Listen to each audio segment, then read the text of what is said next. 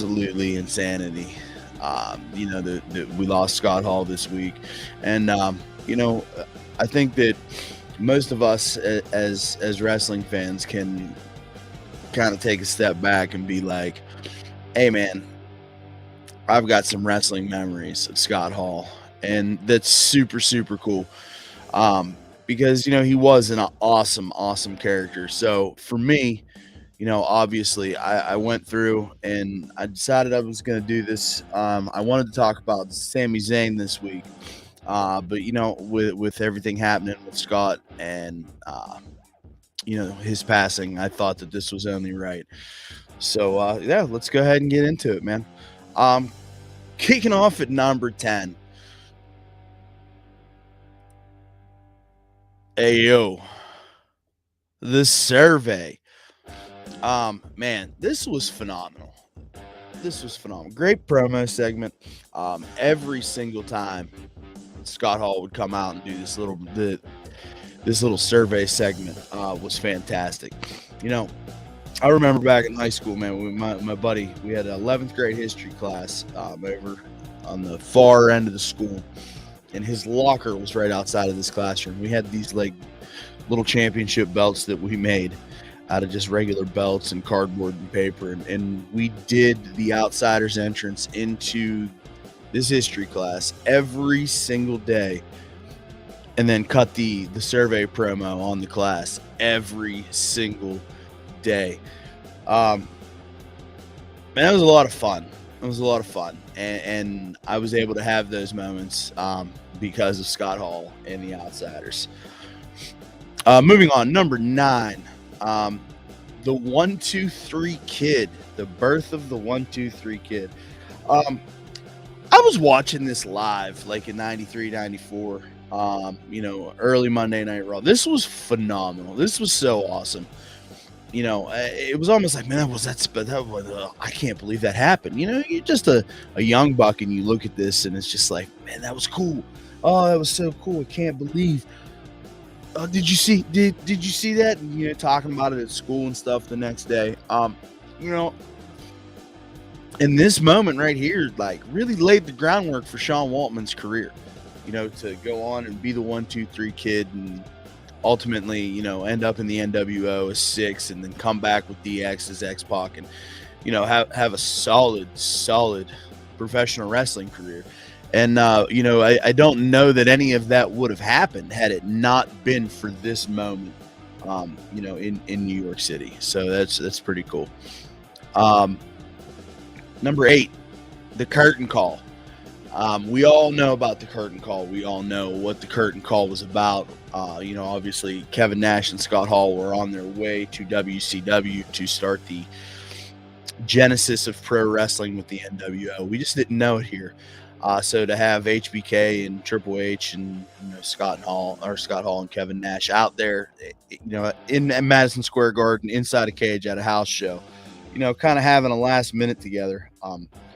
Super controversial moment in pro wrestling. I know that they still kick this can down the road, even now, all these years later, about how this destroyed the business, this did that, this did this.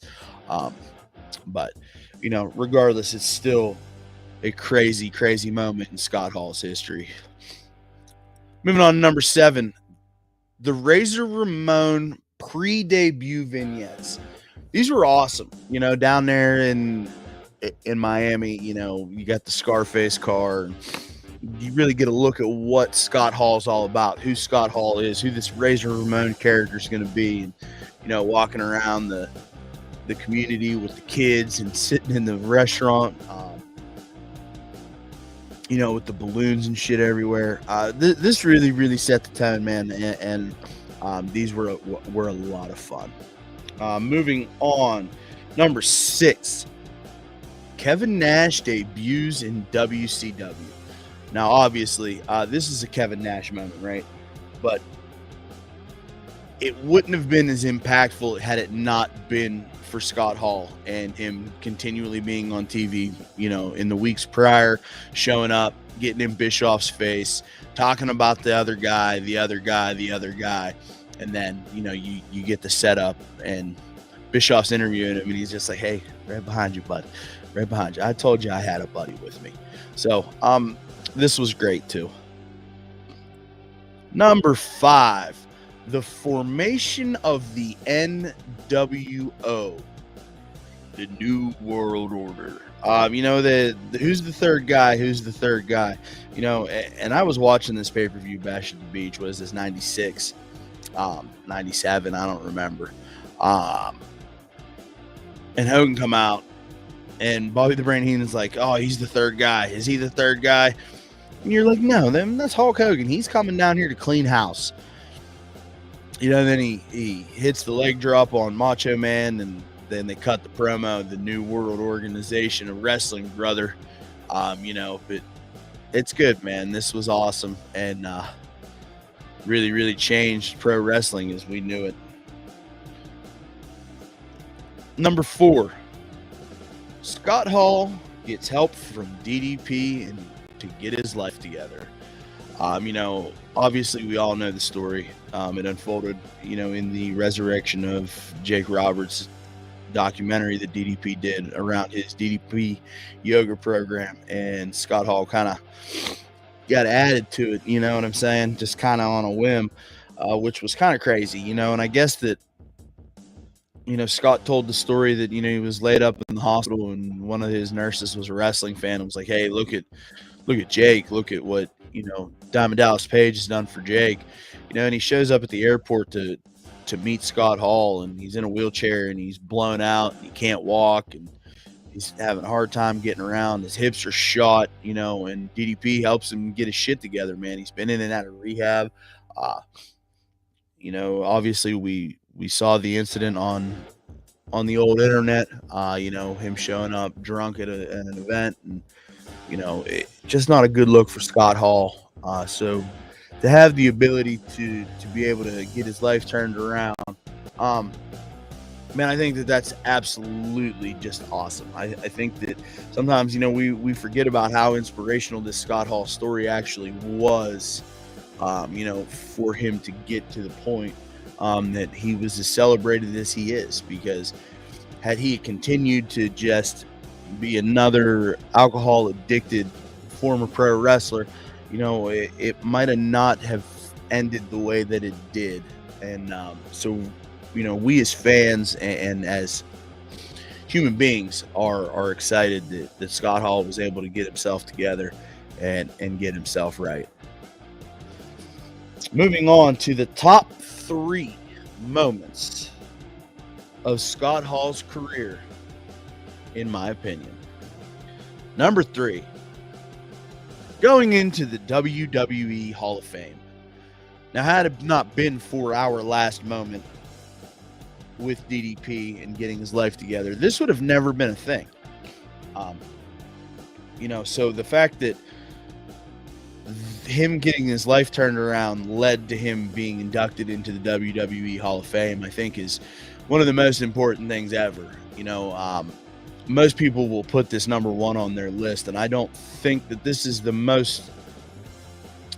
greatest moment of Scott Hall's life or career. I think that this is the top 3 moment. So Scott Hall going into the WWE Hall of Fame as a solo inductee, what a great story, man. All right, number 2 on my top 10 Scott Hall list, the WrestleMania 10 ladder match. Wow. So I don't know if these guys realized what exactly they were gonna do when they went out there.